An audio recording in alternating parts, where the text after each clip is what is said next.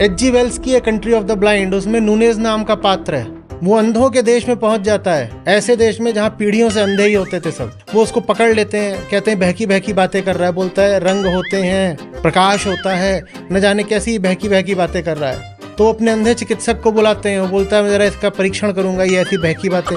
तो उसका ऐसे खोपड़ा टटोलता है, बोलता है अरे ये इसके 2 फोड़े निकले हुए ना, इसी के मारे तो ये पगला गया है। वो कहता है इसके ये जो 2 फोड़े हैं ये मैं निकाले देता हूँ, फिर ये बहकी बातें नहीं करेगा। वो तैयार भी हो जाता है, क्योंकि वहाँ एक लड़की मिल गई होती है, उससे बोलती है कि मैं तुम्हारी हो सकती हूँ दिलबर, बस तुम मेरे जैसे हो जाओ। उन्होंने उसको जेल में डाल दिया होता है नूनेज को। वो बोलती है मैं तुम्हें जेल से भी निकलवा दूंगी, हम दोनों बढ़िया सा घोंसला बनाएंगे, अंडे देंगे।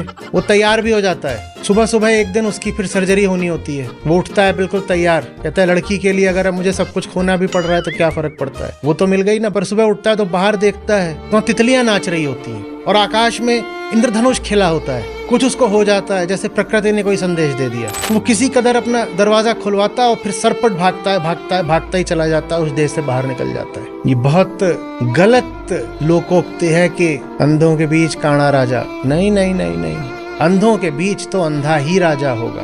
अंधों के बीच अगर काना पहुंच गया तो उसकी एक आंख भी निकाल ले जाएगी, और अगर 2 आंख वाला पहुंच गया तो उसको तो जेल में डाल देंगे, गर्दन काट देंगे।